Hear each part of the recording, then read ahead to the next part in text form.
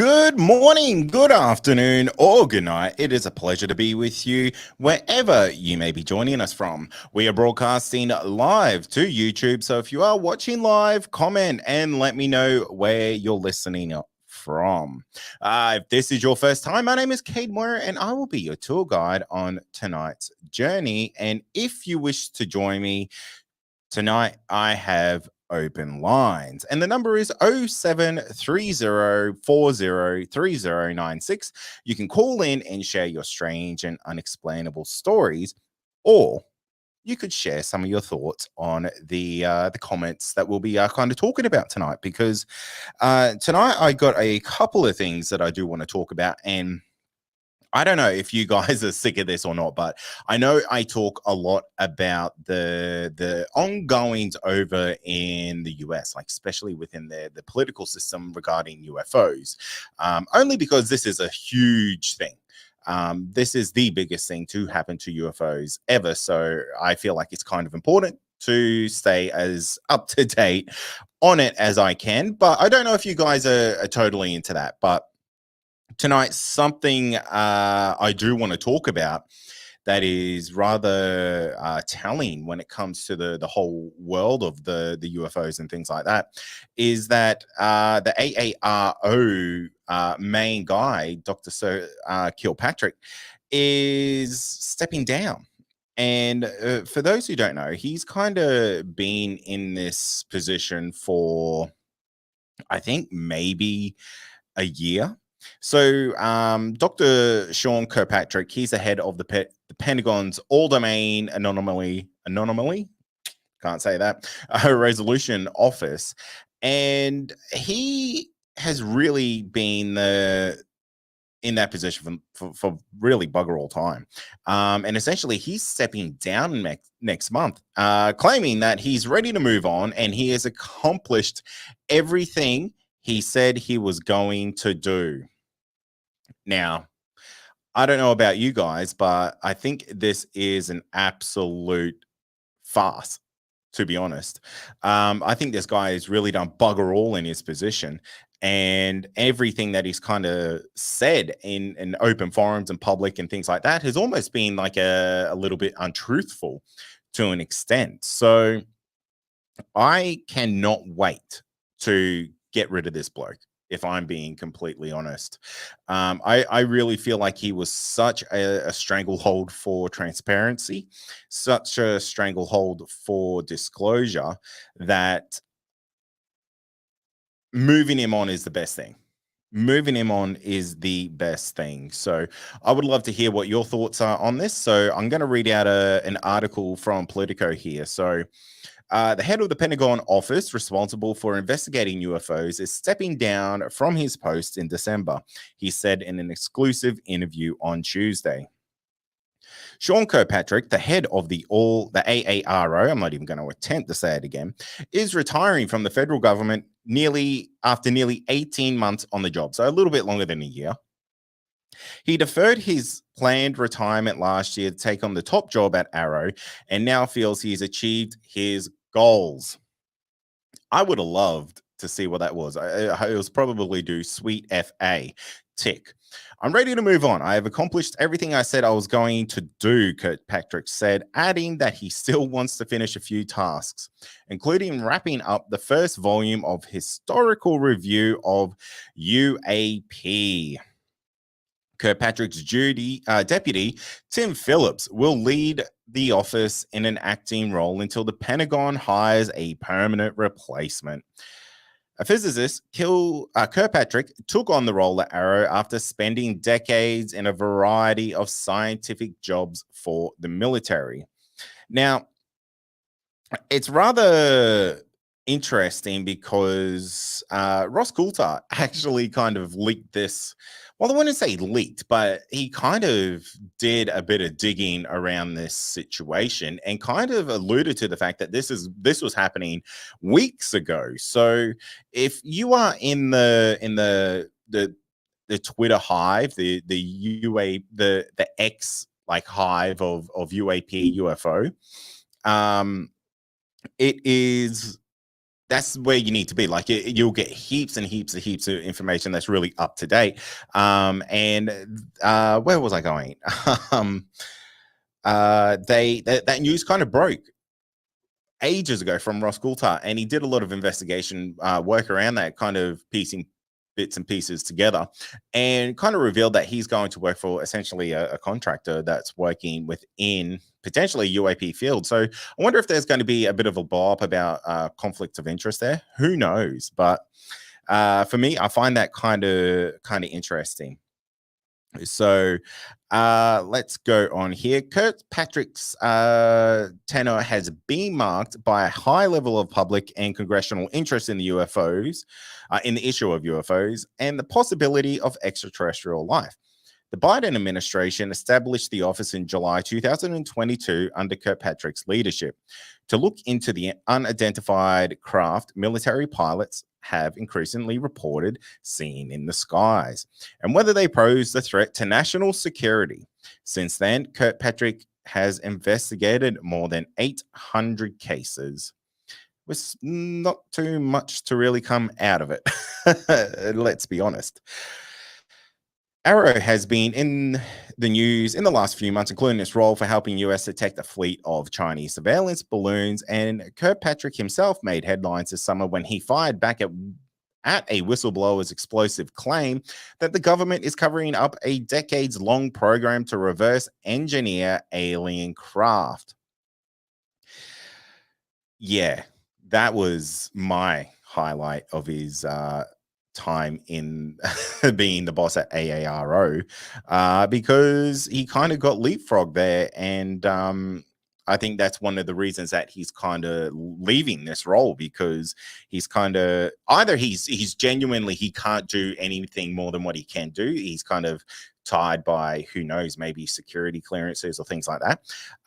But I do think the whole David Grush thing of him going above him and basically testifying directly to Congress, after essentially being ignored by AARO, has kind of left a little bit of egg on his face. So I don't know what to say to that. I think it kind of shows a little bit of his character, and obviously there's a bit of ego that kind of potentially goes into that as well. So here we go. The whistleblower, retired Air Force officer David Grush, has refused multiple requests to interview with AARO. Grush said, lawmakers, witnesses, and UFO enthusiasts, however, have continued to criticize what they call a lack of transparency from the government regarding the phenomenon. But Kirkpatrick said AARO has made strides where transparency is concerned, including launching a long-anticipated online tool for former and current service members and government employees to report UFOs. I'm pretty sure that was just a Google form. From everything I heard, that was a Google form on a website, which honestly takes 5 minutes of time. It is ridiculous. And just remember, this program had $22 million pumped into it for a year, which, you know, if we're being realistic, in government money, that's not much. But in manpower, you know, that would genuinely get you a couple of hundred guys for that time, on you know, some very well-paid wages within the government. Dr. Kirkpatrick has served the American people with honesty and integrity, tackling an incredibly difficult mission to explain the unknown, Deputy Defense Secretary Kathleen Hicks said in a statement. His commitment to transparency with the United States Congress and the American public on the UAP issue leaves a legacy the department will carry forward as AARO continues its mission. Yeah, I don't know about that. Kirkpatrick, I have missed a paragraph. Another memorable moment came when he co-authored a draft academic paper positioning that the UAP objects AARO could be alien probes from a mothership sent to study Earth. Kirkpatrick said the document that he posted online was in draft form and did not have permission to be published. However, he does not regret his involvement. In fact, he believes the best thing that could have came out of this job is to prove there are aliens, because an alternative is a much bigger problem. If we don't prove it's aliens, then what we're finding is evidence of other people doing stuff in our backyard, he said, and that's not good. I will give him that. I will give him that. I think the the worst thing that this could be is our adversaries. Honestly, having this type of technology, having these types of craft, that would just not be good for anyone. And it's rather terrifying to think that if that is the case, we are potentially so technologically behind our adversaries that it would be a massive concern. Again, this really boggles my mind how this isn't on the news literally every night. Like, this is something I feel like the mainstream media really does need to push. Like, it needs to push on this like every day, because if they're not doing it, who is? Like, who has the power that the mainstream media does? No one. There is a handful of people out there who are really trying their hardest to push this forward. But it's going to be a really big uphill battle. Um, we do see some news outlets like News Nation who are kind of leading the charge when it comes to this, and then that kind of trickles down to more mainstream news articles. But again, it's just one of these things that I really feel like this needs to be major news all the time. And I guess I don't know what the mainstream media is doing. Like, it really boggles my mind. If anyone who listens to this show is a reporter for the mainstream media, I'd be really interested to have just a private, candid chat with them, because I would love to know if there is a genuine reason, like maybe they just feel like the media is gonna take the mickey out of it, think it's all a bit of a piss take. Yeah, I really don't know. I do want to open these lines. So if you guys are interested in this, and want to kind of share your opinions on it, the number is on the screen. It's 0730403096. We will be having open lines for the entire night. But I do want to kind of raise another discussion topic that kind of carries on from a previous live show. So just recently, we had Dean Harrison come on to the podcast live in studio, and we did a pretty big 2-hour live show where we discussed the possibility of Dogman in Australia. I'm very much a believer that the creature exists in some form here. Dean's a little bit more on the fence about that, and that's totally fine. I would be interested to know what your thoughts are as the listening public. Do you think Dogman exists here in Australia? Just because when we did do that live stream, obviously it was very difficult to monitor all the comments all the time. But it does seem rather interesting that people seem kind of 50-50 split on that. But if you do have any kind of opinions on like the current state of UFOs or UAPs or whatever you want to call it, I'm cool with either. I would love to hear your thoughts on it. But I was catching up with a friend the other day, and we were talking about what are the biggest scams to ever happen in the world. And we were discussing a couple of things, and a couple of kind of conspiracy theories and things like that, just a couple of fun things like that. And one of the things that really stood out to us was Y2K, um the millennial bug.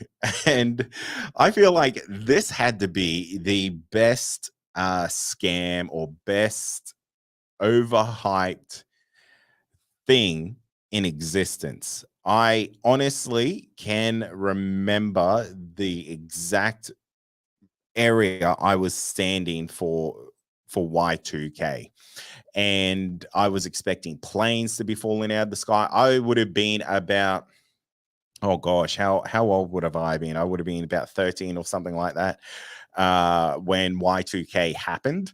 And I would love to know where you were for Y2K, because it was one of these things that um, was supposed to be like almost an end of the world type of situation. I remember people saying that planes were going to be falling out of the skies, all your TVs were going to stop working, the electricity grid was going to go down. And that was, for me at that age, I was hyper like stressed. And well, no, maybe not stressed. That's probably a little bit extreme, but it was a hyper like tense moment in the world. But yeah, Y2K, like you kind of look back at it now and you kind of explain it to your kids of this this generation, they would absolutely have zero understanding of it. I remember, having to, you could put back your VCRs and your DVD players back to couple of years ago, like 10, 20 years ago. It is one of the most fascinating cultural phenomenon aspects that I genuinely lived through, and I would love to know anyone else's thoughts, or where were you when Y2K was happening? Because for me, I remember it like it was yesterday, and yeah, I thought we were going to go back to the bloody dark ages. It was a hell of a time to be alive. Lottie has said here, I was 16 and remember some ridiculous stories that planes would lose TV stations and street lighting in the UK. I'm with you, Lottie. It was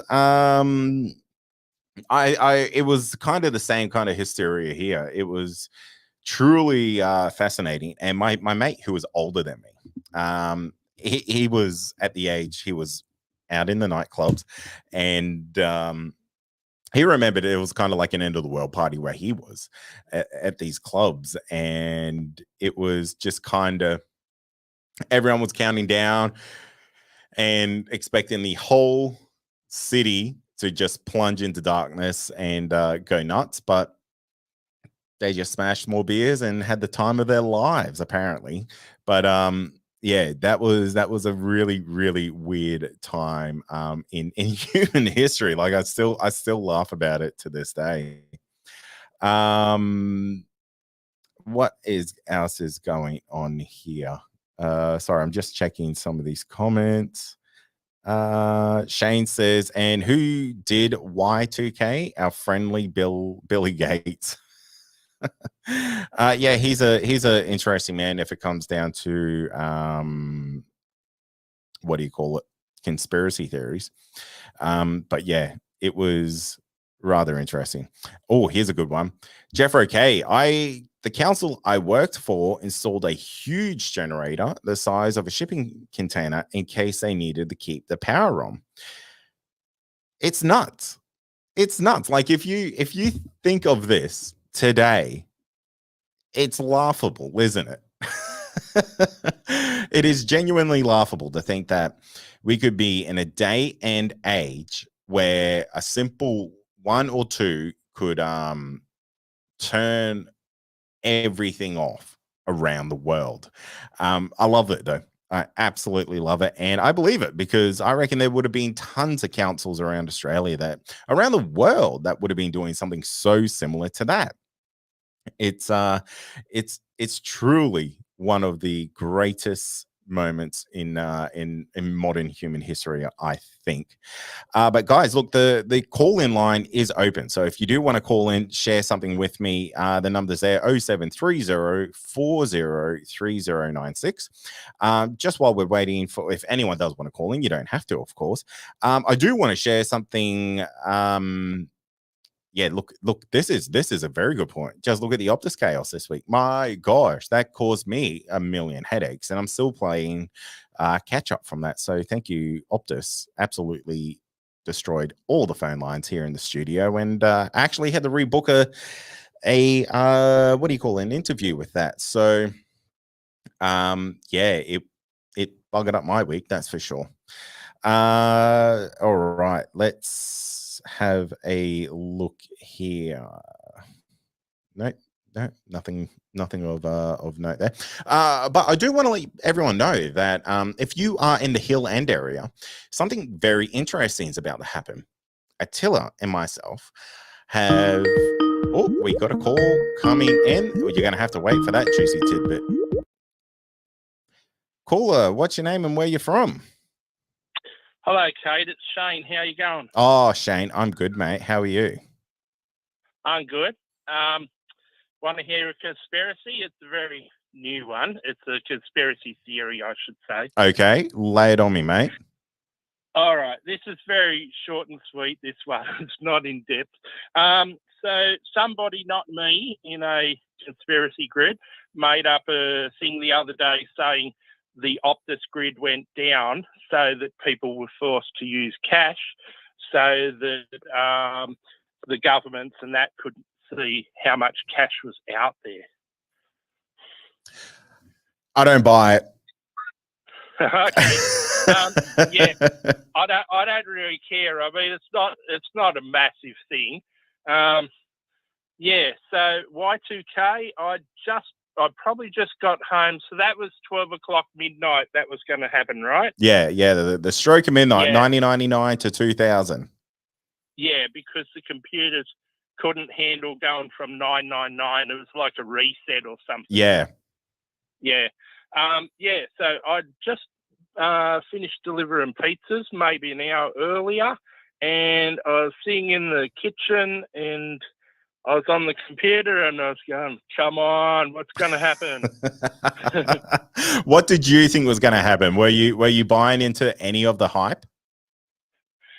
I was thinking that maybe electronic engines were going to conk out and not restart, but I thought the programmers will have a patch. Yeah. And everything will be up and running again in a couple of days. Yeah.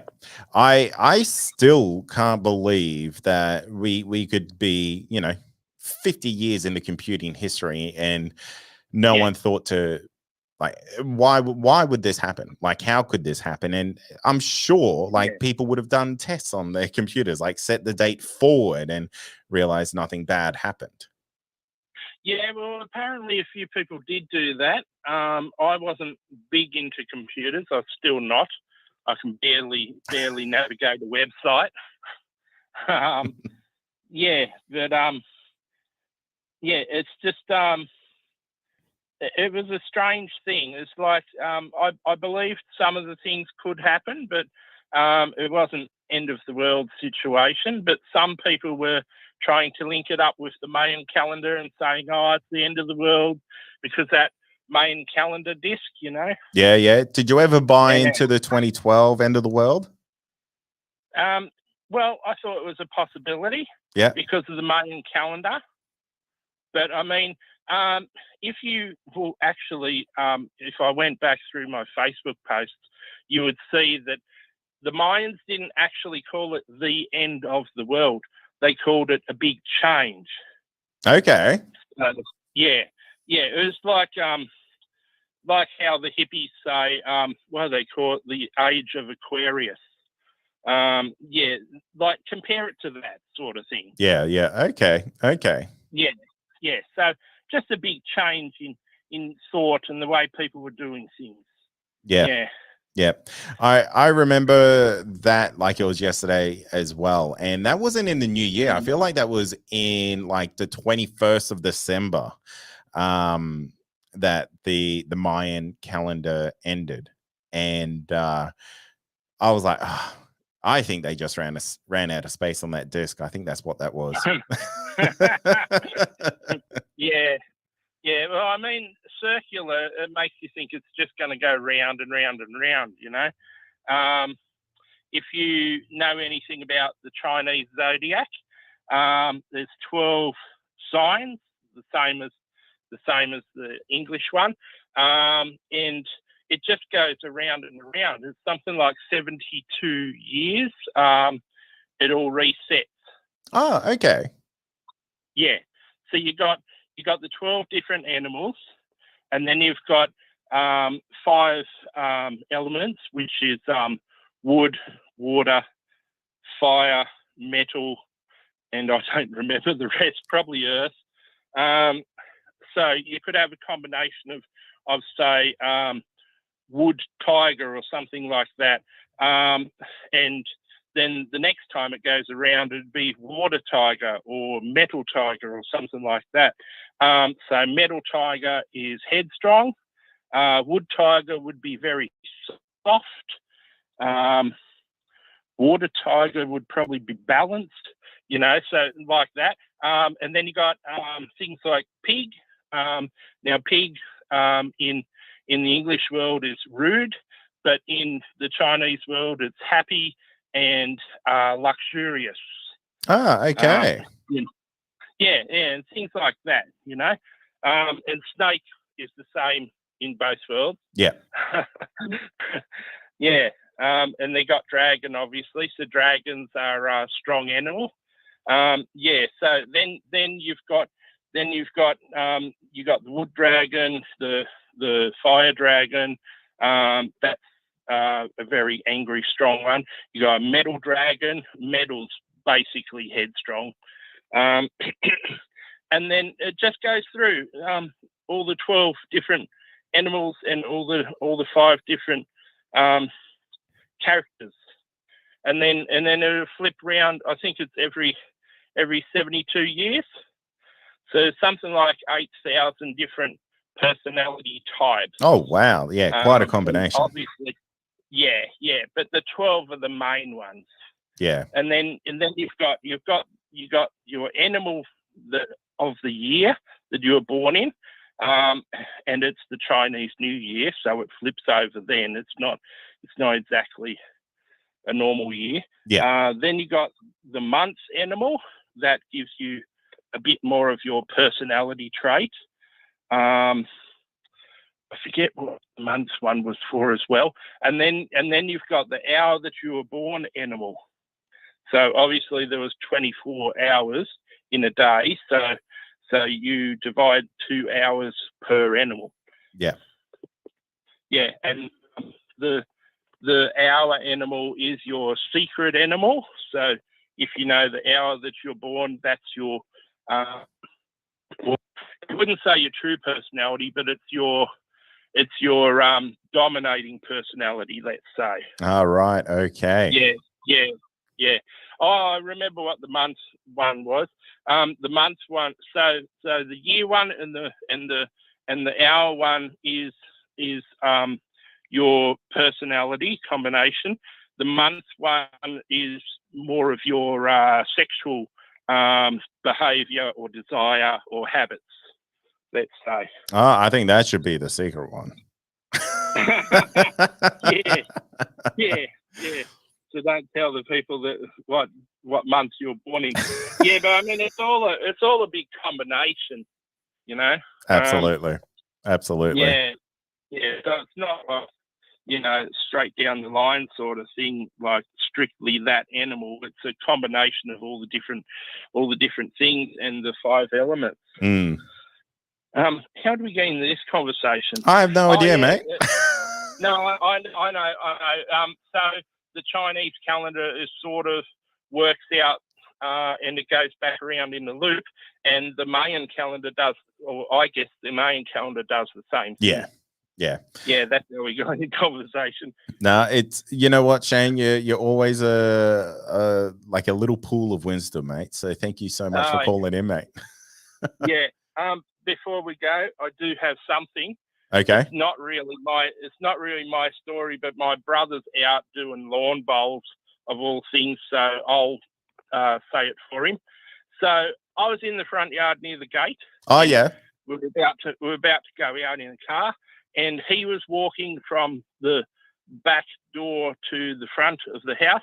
And as he was passing the house, a pot plant was almost thrown at him. It fell over, but it was a big, heavy pot plant. So we don't know how it fell down like that. It wasn't windy, but it behaved as if it was windy. Now, it was on a concrete box, and it wasn't overbalanced or anything like that, because I'm the one who put it there, and I don't want it to fall over and get damaged. It was an apple tree. It's like as if something invisible threw it. Oh, wow. Pushed it with a lot of force. Yeah. Like it would have to be a gale force wind to do that. And it's never fell over before, never fell over with gale force winds. And we both put it back up and we tested it. And you'd basically have to have it teetering way over the edge for it to have fallen. So that goes back to the thing where I think there's an invisible animal. And I don't know what it is. And it could be a yowie, but I don't know. Who knows? It's it's an interesting thing to happen, because those pots, man, they're big, they're heavy, and I know it takes a huge amount of effort to kind of make those things fall. Yeah, well, that's right, and it's a big pot to have a fruit tree in it. Yeah. It was over 50 litres. I know that. I couldn't tell you offhand what it is exactly, but remember me telling you a while back, I was chased out of a graveyard by something invisible, and I seen the leaves moving like footsteps. Yeah. So I wouldn't have known that was there if I didn't see the leaves moving. Yeah, creepy stuff. It is. It's very weird. It is. And this is not far from my friend who's talking about Dogman. Ah, okay. Yeah, we're only about 15 kilometres from that area. Oh God, I can't think of his name. Cryptids, John. Oh yeah, John. Yeah, excellent. Yeah, I wish he was on tonight. Yeah, but so he encountered something, but he couldn't see it. It bolted away. Now, I'm not saying he encountered an invisible animal, but he couldn't see it, and it took off too quick or whatever. So what's going on in the area? Who knows? And as you know, I don't know if you know this or not, but Picton is cursed. Picton was a Aboriginal, how will I say it? Like a jail, like they banish bad people, Aboriginals there before white men came along. Yeah. Yeah. So it's kind of like the Badlands.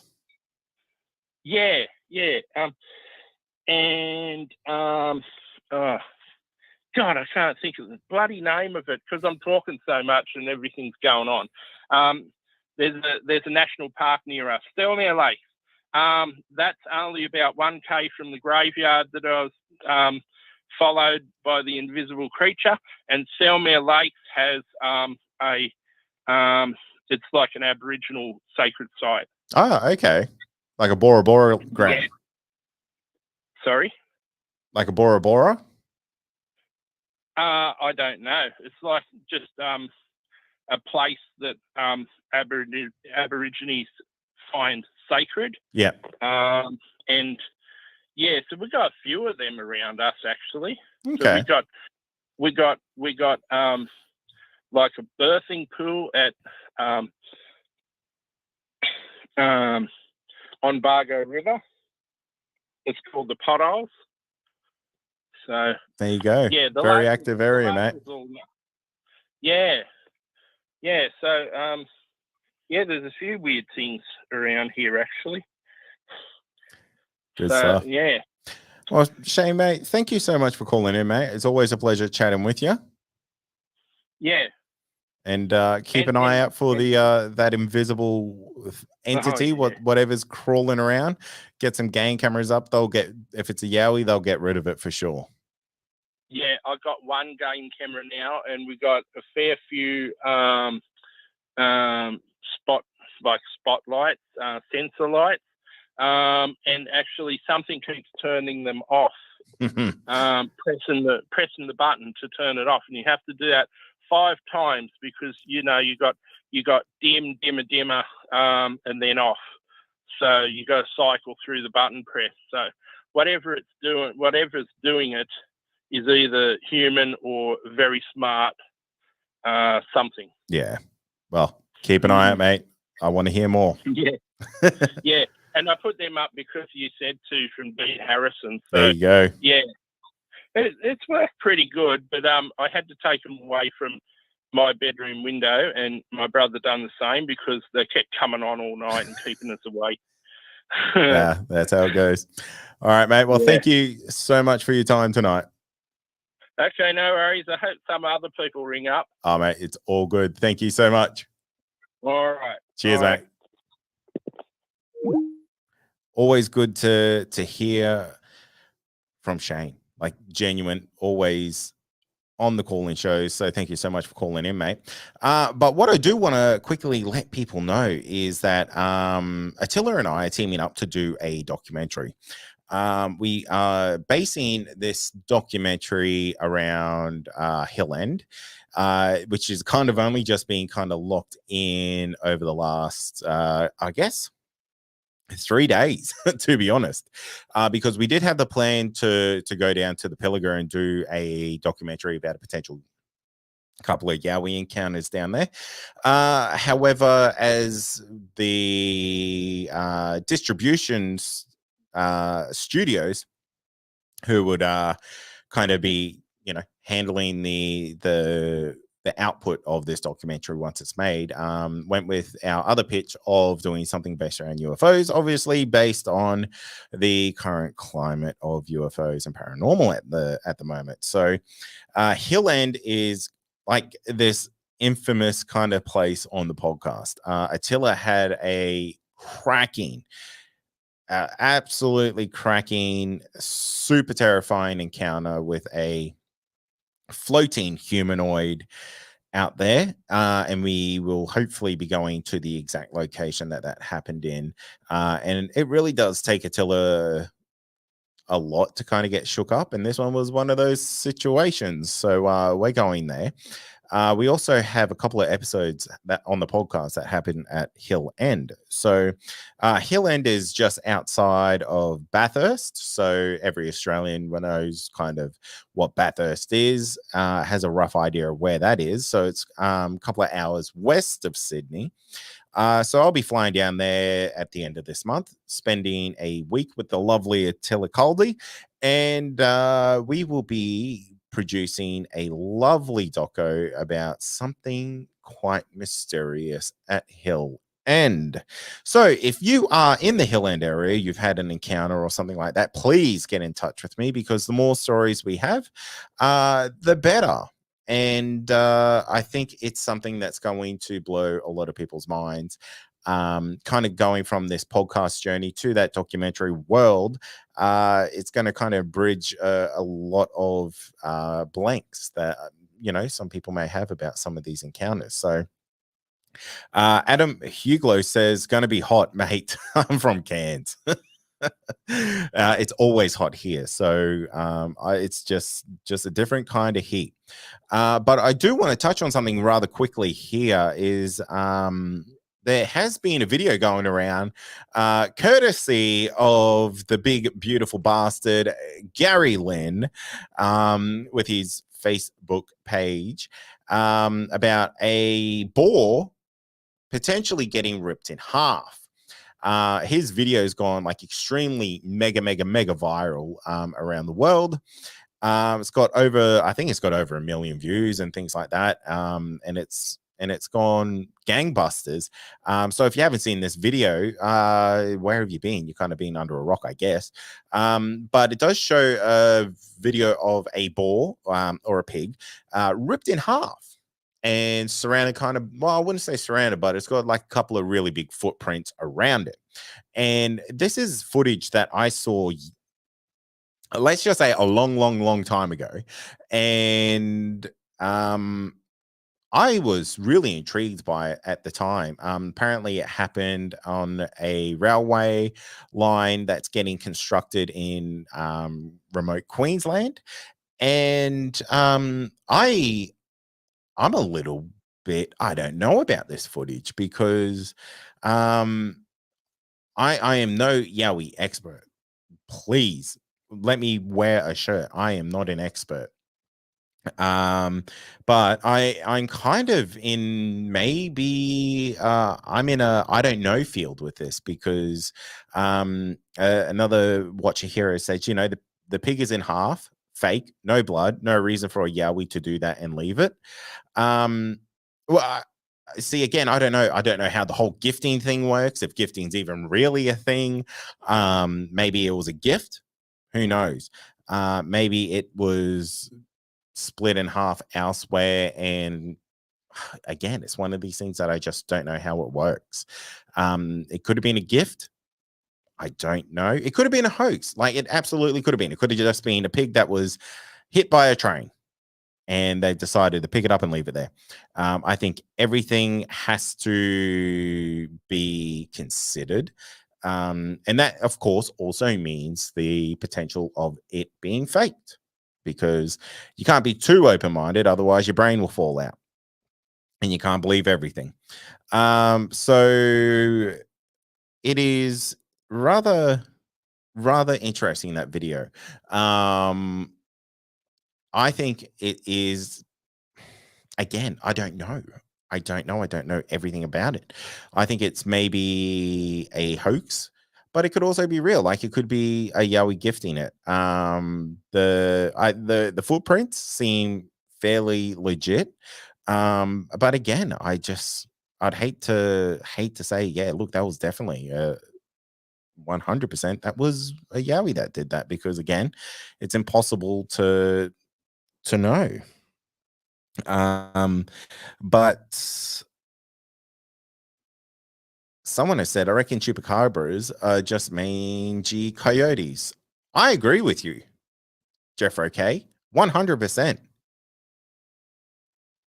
I agree with you 100%. I do not believe in the chupacabra at all. I think that is just a it's just a folklore, and that's fine.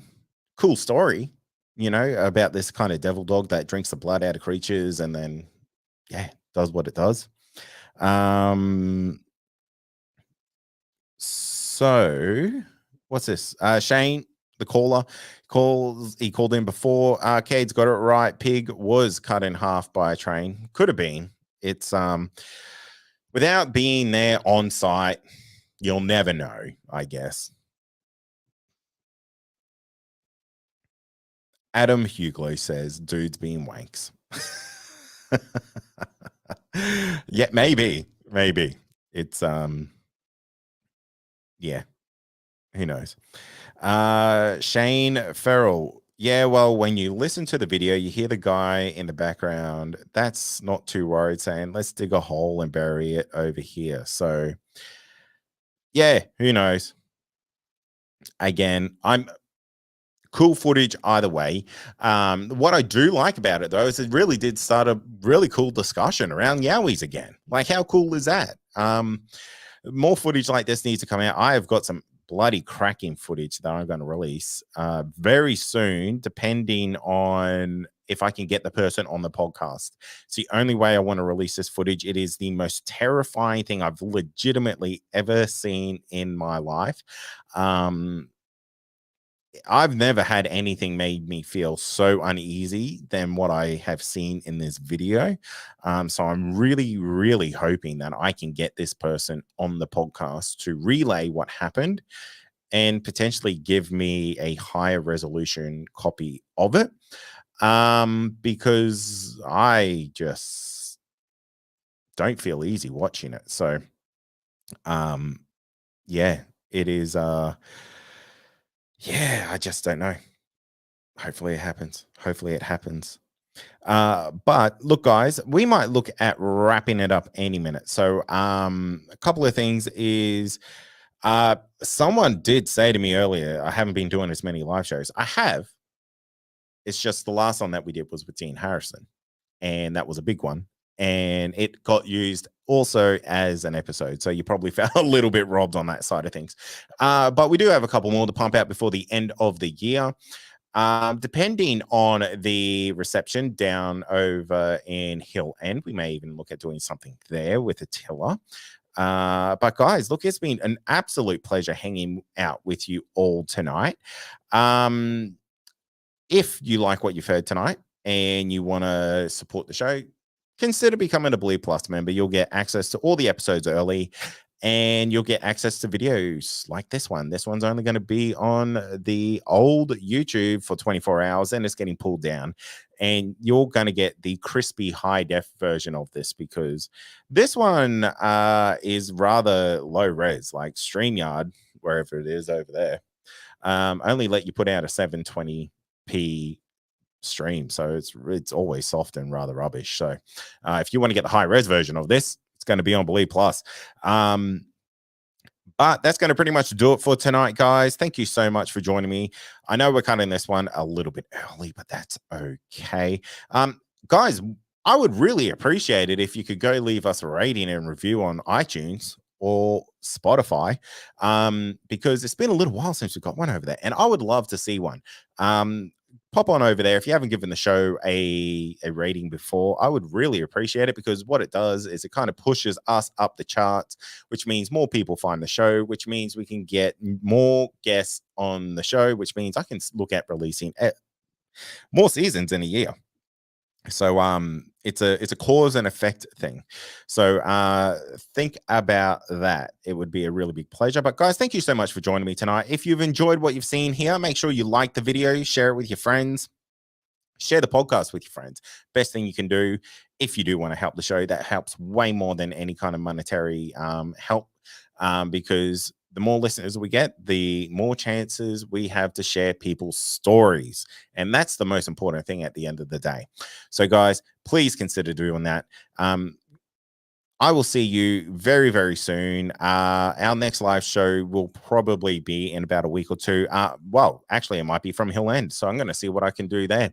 You can have a lovely fireside chat with me and Attila, keeping you updated on everything that's going on.